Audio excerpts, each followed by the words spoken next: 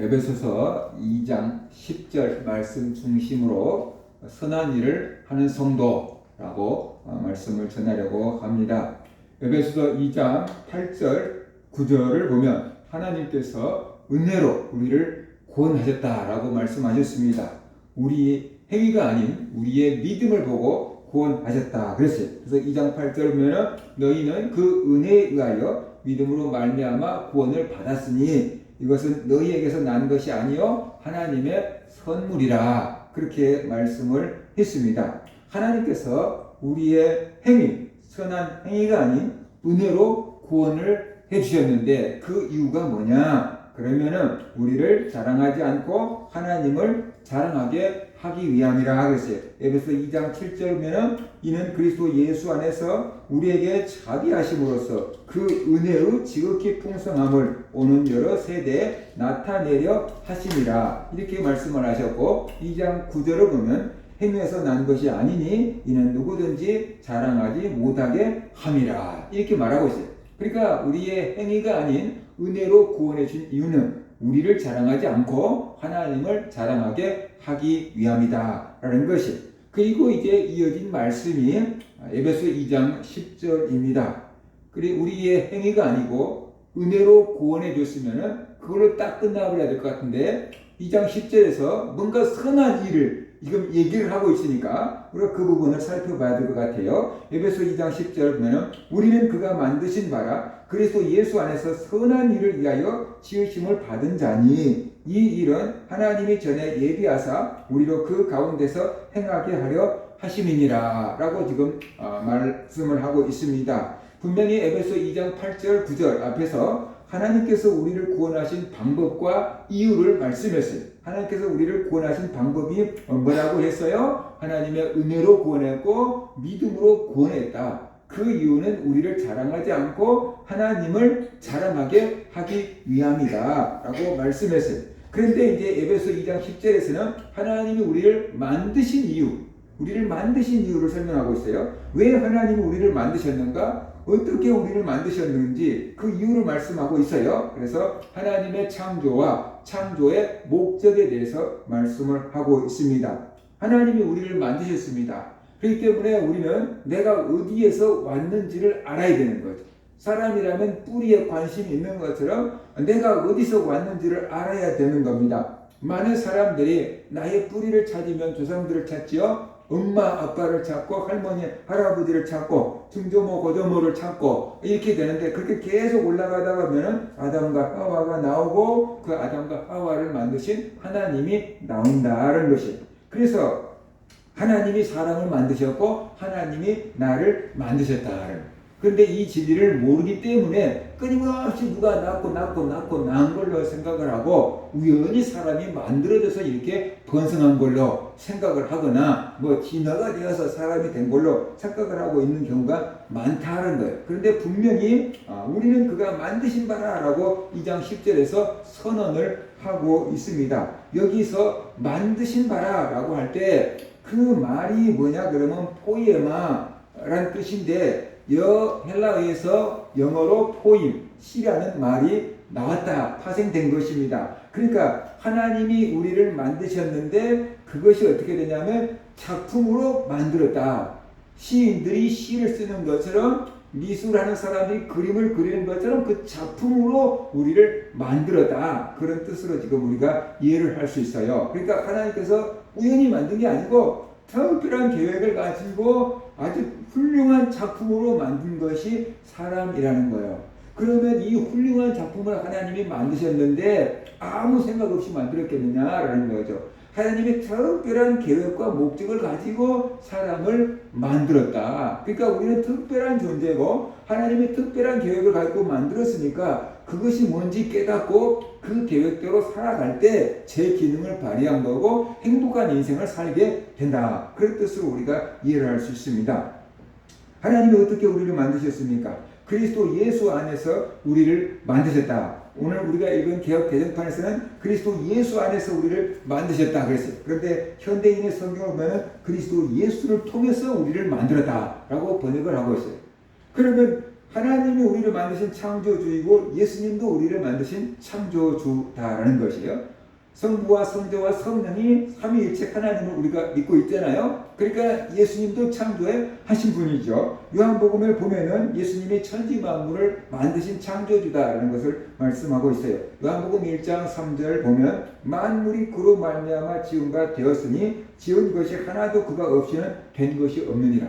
예수님, 말씀이신 하나님이 예수님이 모든 만물을 다 지으셨다. 이렇게 선언하고 있습니다. 요한복음 1장 10절 그가 세상에 계셨으며 세상은 그로 말미암아 지은 바 되었으되 세상이 그를 알지 못하였고 예수님이 세상을 만드셨는데 예수님이 세상에 오니까 사람들이 그를 알아보지 못했다. 이렇게 지금 선언을 하고 있지 않습니까? 자, 그러면 하나님이 우리를 만드셨어요. 예수님을 통해서 우리를 만드셨어요. 그러면 10절은 하나님이 우리를 만드신 목적이 뭐냐? 선한 일을 위하여 지으심을 받았다라고 말씀을 하고 있어요. 선한 일을 하도록 우리를 만드셨다라고 지금 말씀을 하고 있어요.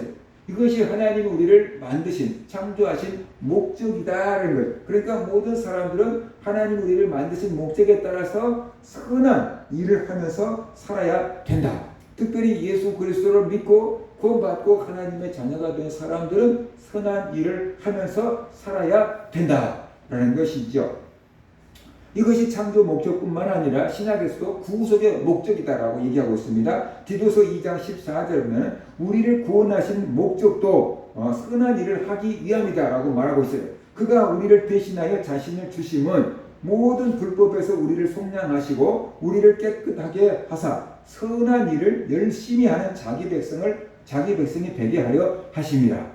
선한 일을 열심히 하는 하나님의 백성이 되게 하기 위해서 예수님이 우리를 구속하셨다라고 지금 말씀을 하고 있어요. 그러니까 하나님이 우리를 만드신 목적도 선한 일을 하게 하기 위해서, 예수님이 우리를 구원하신 목적도 선한 일을 하게 하기 위해서 만드셨다라고 말하고 있어요.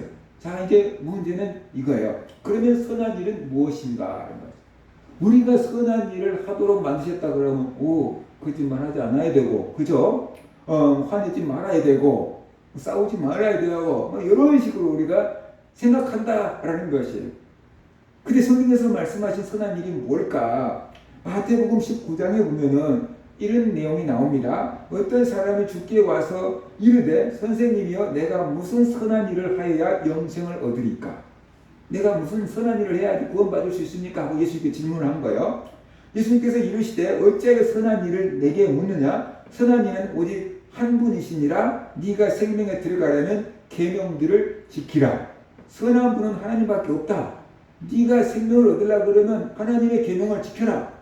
그랬어요. 그러니까 이르되 어느 계명이니오까? 어느 계명을 지켜야 됩니까? 라고 물었어요.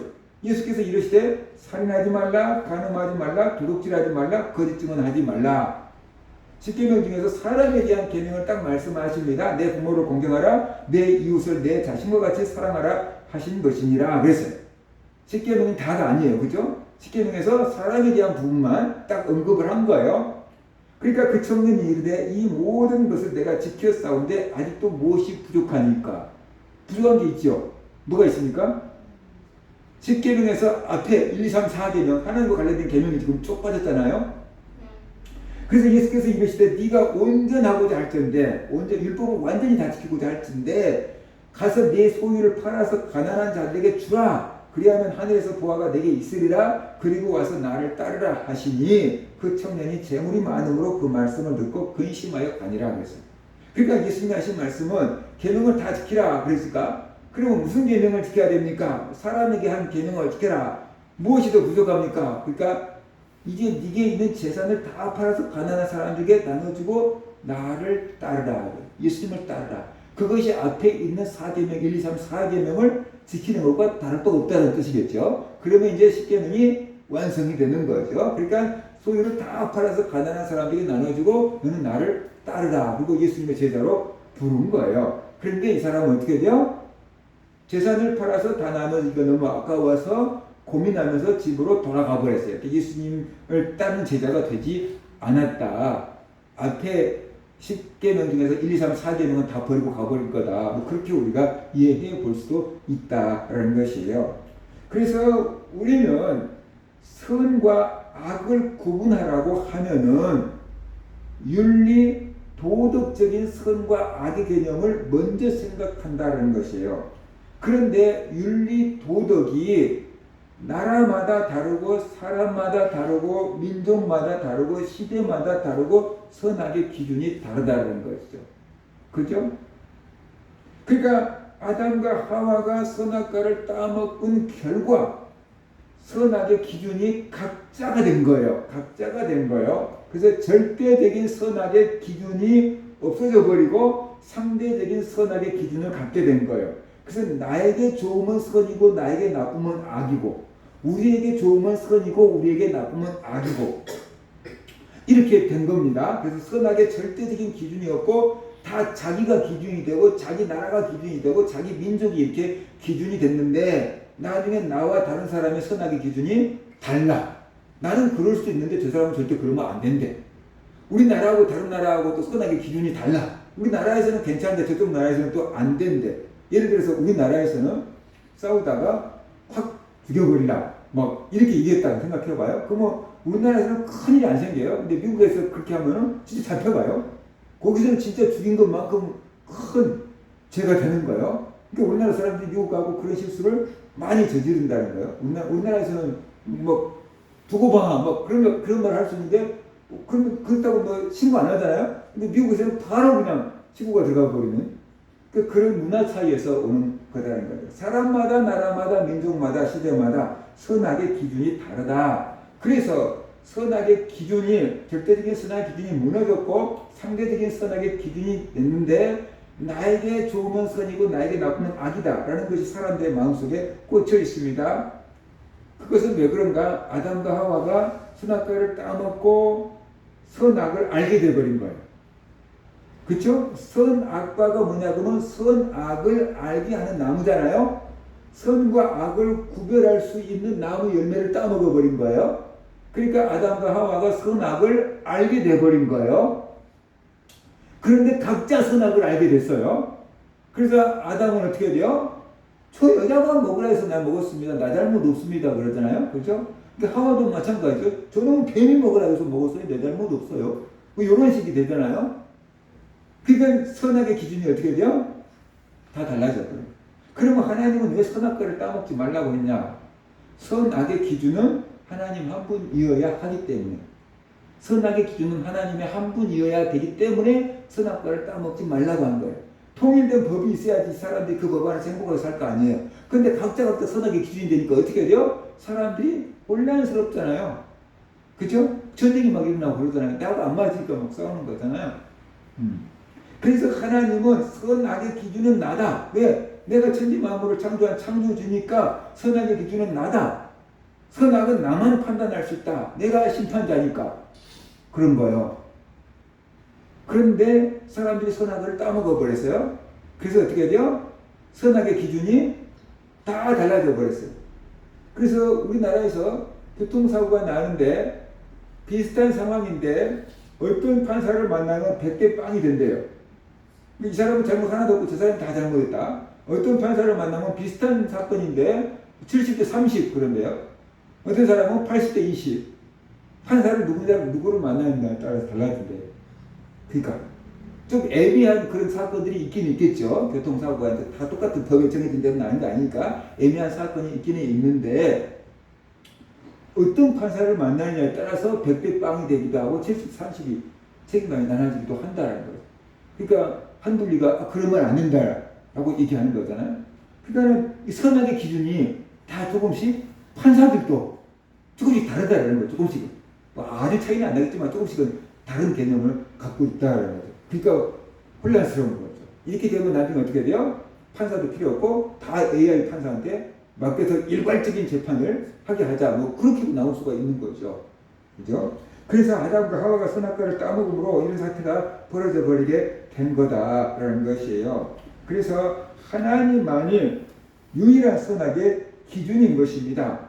그래서 그게 증거가 뭐냐면 성경에 이스라엘과 유다 왕들에 대해서 평가를 하는데, 성경에서 이스라엘과 유다 왕들을 평가하는데 선한 왕으로 평가받은 사람도 있고 악한 왕으로 평가를 받은 사람들도 있어요.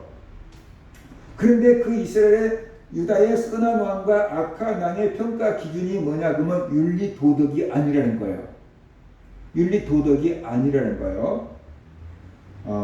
이게 북쪽 이스라엘에서는 19명의 왕들이 있었는데 그 중에서 선한 왕들은 한 명도 없어요. 남쪽 유다에는 20명의 왕들이 있었는데 그 중에 선한 왕이 한 8명 정도 돼요. 근데 우리가 잘 알고 있는 유명한 사람은 히스기야와 요시야, 이 사람들이 선한 왕으로 성경에 아주 그냥 명시가 되어 있어요. 그런데 선한 왕을 평가할 때 뭐라고 평가하냐 그러면 다윗의 길로 행했더라 그래요. 유다 왕 우리가 다윗 알잖아요. 다윗의 길로 행했더라. 그 사람은 선한 왕이라는 뜻이에요. 역대하 29장 2절을 보면 히스기야에 대해서 평가를 하면서 히스기야가 그의 조상 다윗의 모든 행실과 같이 여호와 보시기에 정직하게 행하여 라고 이렇게 말하고 있어요. 또 열왕기하 22장 2절을 보면 요시야에 대해서 말하면서 요시야가 여호와 보시기에 정직히 행하여 그의 조상 다윗의 모든 길로 행하고 좌우로 치우치지 아니하였더라. 다윗의 길로 행하였더라. 그것은 선한 왕이다. 그게 딱 인정을 하고 있는 거예요. 그 용어로 쓰고 있는 거예요. 근데 다윗이 윤리적으로 선했습니까? 우리 아내 바세바도 막 범하고 우리 아들 죽게 만들고 뭐 그랬잖아요. 근데 다윗은 선한 왕이래요. 평생 하나님을 의지했으니까 그런 거예요. 반대로 악한 왕을 평가할 때 북이스라엘에 있는 19명의 왕을 평가하는데 여로보암의 길로 행했더라고요. 북이스라엘의 첫 번째 왕이 여로보암 왕인데 그 여로보암 왕이 3대 이단 정책을 만들었거든요. 명절을 하나님의 절기를 바꾸고 일반 사람들을 제사장 시켜버리고 그 다음에 아무데나 금송아지 세워놓고 여기가 하나님이다. 그럼 금송아지가 하나님이다. 여기서 제사해. 뭐 이렇게 성경 제도를 바꿔버리고 3대 이단 정책을 펼쳤는데 북이스라엘 왕 19명이 다 그 길을 따른 거예요. 그래서 악한 왕이라 그러는데 그 악한 왕을 표현할 때 이렇게 얘기해요. 열왕기상 15장 34절 보면 바아사가 북이스라엘 왕 바아사가 여호와의 보시기에 악을 행하되 여로보암의 길로 행하며 그가 이스라엘에게 범하게 한 그 죄 중에 행하였더라. 그죠? 여로보암의 길로 행했더라. 악한 왕이다 그러잖아요. 그러니까 남부 이스라엘 유다 왕들을 평가할 때 선한 왕, 악한 왕을 평가하는데 그 기준이 윤리 도덕의 기준이 아니다라는 것이. 또 세상적으로 지혜롭게 똑똑하고 나라를 강대국으로 만들었느냐 그것도 아니라는 거예요. 정치 경제적으로 나라를 훌륭한 나라로 만들었느냐 그게 아니라는 거예요. 선한 일을 행했다는 것은 하나님을 잘 섬겼다는 것이고 악한 일을 행했다는 것은 우상을 섬겼다는 뜻이에요. 그것이 이스라엘 백성들을 선한 왕, 악한 왕을 구분하는 기준점이었다는 것을 우리가 알아야 돼요. 그러니까 우리가 선한 일과 악한 일을 평가할 때 세상의 윤리 도덕으로 평가할 것이 아니고 하나님을 잘 섬겼느냐 우상을 섬겼느냐로 평가해야 된다는 거죠. 다시 말해서 영적으로 하나님을 섬겼느냐 사단을 섬겼느냐. 하나님을 섬기는 사람은 선한 일을 한 것이고 사탄의 종로로 탄 사람은 악한 일을 한 것이다. 그렇게 우리가 이해해야 된다라는 것이죠. 하나님은 선한 분이니까 하나님을 잘 섬기는 선한 일을 한 것이고 사탄은 악한 놈인데 사탄의 종로로 타면 악한 짓만 한 거예요. 결국 주인이 다르니까 그렇게 평가하는 거다라는 거예요. 이것을 알아야 돼요. 근데 사람들은 자꾸만 윤리 도덕적으로 선한 것만을 생각을 한다라는 거예요. 윤리 도덕이 나쁘다는 것은 아니죠. 그런데 윤리 도덕으로만 선한 것, 악한 것을 보면 영적인 부분이 다 빠져든다는 거죠. 영적인 체크할 부분이 다 빠져든다. 그러나 영적으로 하나님을 잘 섬기면 그가 선한 행동을 하게 돼 있다는 거죠. 우상을 섬기면 나쁜 짓을 할 수밖에 없다는 거죠. 이 기준이 잘못되었기 때문에 자꾸만 선한 일을 위하여 지으심을 받았다고 하면 윤리 도덕적으로 착하게 살아야 된다라고 생각을 하는 것입니다. 그렇다고 제가 윤리 도덕적으로 나쁘게 살아라 그런 뜻은 아니에요. 세상적인 윤리 도덕 개념이 아니고 영적인 선과 악의 개념이 성경에서는 더 비중 있게 다루어지고 있다는 뜻이죠. 하나님을 섬기는 것이 선이라는 것입니다. 그리고 하나님을 바로 섬길 때 그런 사람이 윤리 도덕 기준도 성경적으로 가까워지고 더 바르게 살게 되더라는 것이죠. 예수님은 하나님 아버지로 말미암아서 여러 가지 선한 일을 보였다 그랬어요. 요한복음 10장 32절에 보면 예수께서 대답하실 때 내가 아버지로 말미암아 여러 가지 선한 일로 너희에게 보였거늘 그 중에 어떤 일로 나를 돌로 치려 하느냐. 예수님이 여러 가지 선한 일을 보였다 그러는데 윤리 도덕적으로 선한 일을 보였다라기보다는 가난한 사람들 먹을 것 주고 병든 사람들 고쳐주고 소외된 사람들 친구가 되어주고 하나님의 복음을 전해주고 뭐 이런 일들을 얘기하고 있지 않겠는가? 그죠? 그러니까 윤리 도덕적인 개념이 아니고 생명을 살리는 하나님의 일을 했다는 뜻이죠. 그것이 선한 일이다. 영적인 생명, 육적인 생명, 심리적인 생명, 사회적인 생명을 살리는 일을 했다는 거죠. 그게 선한 일을 했다라고 지금 표현한 것으로 이해할 수 있습니다.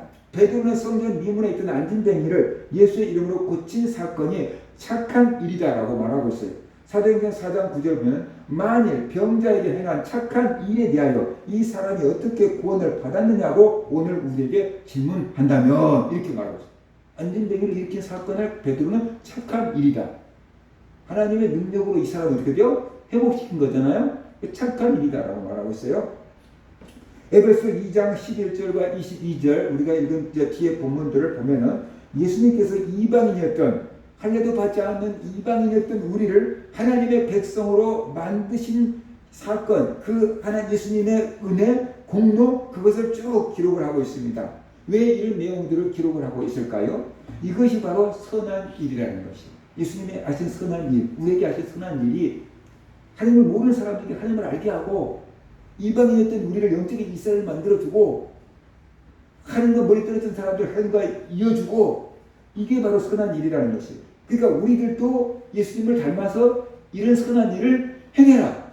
그런 의도로 지금 말씀한 거로 볼 수 있다는 것입니다. 예수님이 우리를 살리신 것처럼 예수님을 모르는 사람들에게 복음을 전해서 그들도 구원받게 하는 일이 선한 일이라는 것이죠. 예수님이 우리에게 맡겨주신 일에 충성하는 것 그것이 바로 선한 일이라는 것입니다.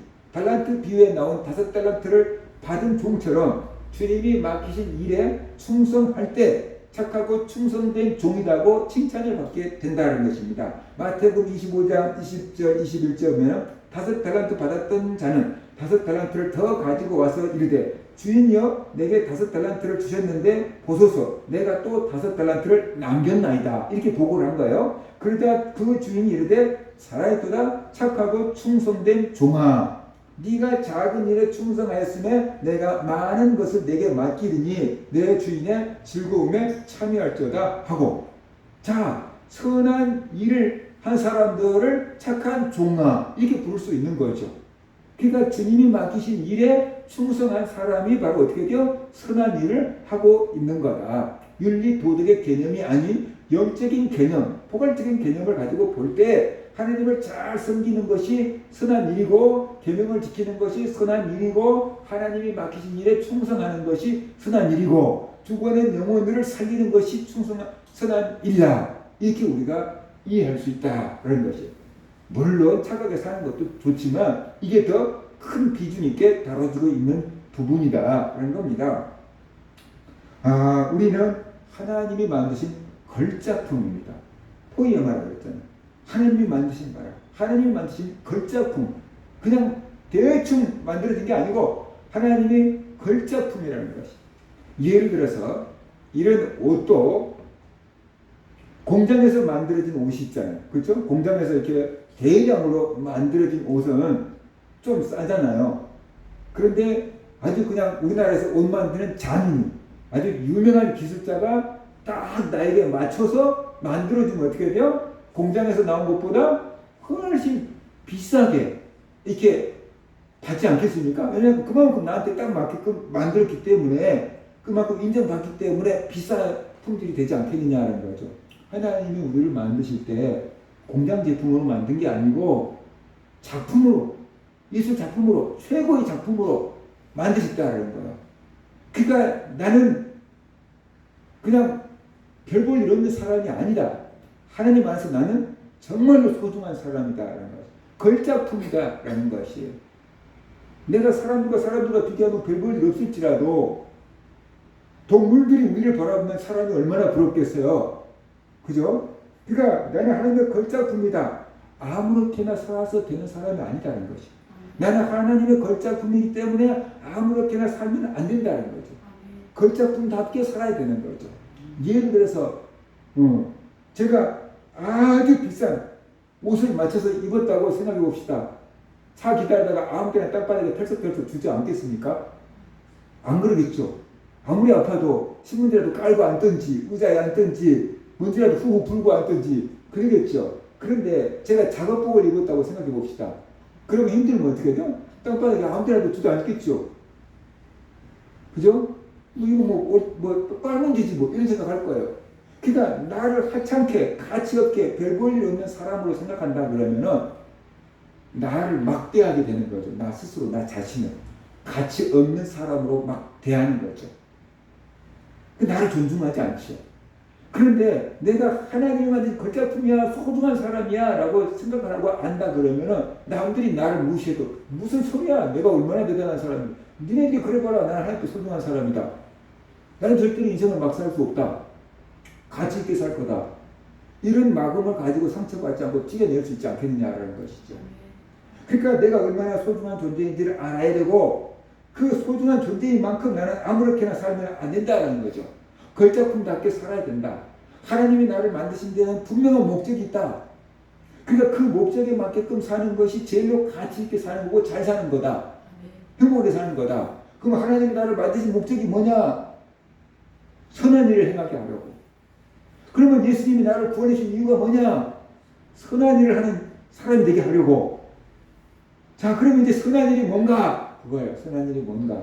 하나님을 경외하는 것이 선한 일이다. 하나님을 경외하는 것이 선한 일이에요. 하나님을 경외하는 것, 하나님을 사랑하는 것, 그것이 선한 일이고, 하나님께 영광 돌리는 것이 선한 일이고, 하나님께 영광 돌리게 하려고 우리를 거저 보냈다 그랬잖아요. 그죠? 그러니까 하나님께 영광을 돌리는 것이 선한 일이고, 이 복음을 모르는 사람들에게 복음을 전해서 그들도 하나님을 알고 예수님을 믿고 구원받게 하는 일이 선한 일이고, 하나님이 나에게 맡기신 일을 충성하는 것, 바로 그것이 선한 일이다 라는 것이. 그래서 내 인생은 소중하기 때문에 내 인생을 허투루 낭비하지 않고 가장 가치 있게 사는 것이 바로 하나님을 경외하며 하나님을 사랑하며 하나님의 일을 하며 사는 거다. 그걸 알아야 돼. 그럴 때 우리가 주님 앞에 섰을 때 착하고 충성된 종아, 주인의 즐거움에 참여할 때다, 천국잔치에 참여할 때다 하는 복을 받게 된다. 그런 은혜를 받게 되고 그런 칭찬을 받게 된다라는 것이에요. 그래서 오늘 본문을 통해서 선한 일을 행한다는 것이 뭔지 우리가 좀 분명하게 개념을 잡았으면 좋겠습니다. 윤리 도덕적으로 선한 개념이 아니고 영적인 의미에서 선한 개념인데, 그 영적인 의미의 선한 개념을 잘 지키면 잘 지킬수록 성경적으로 윤리 도덕 개념도 바로 지킬 수 있게 된다. 그러나 성경적인 윤리 개념만 갖고 지켜버리면 성경적인 영적인 개념은 다 날아가 버린다. 그것을 우리가 분명하게 알고 이 영적인 의미에서 하나님을 경외하는 것이 선한 일이고 하나님의 일을 하는 것이 선한 일이고 하나님께 영광 돌리는 것이 선한 일이다 라는 개념을 가지고 그렇게 살아서 하나님께 영광을 돌리는 성도들 되시기를 주의 이름으로 축원합니다. 아멘.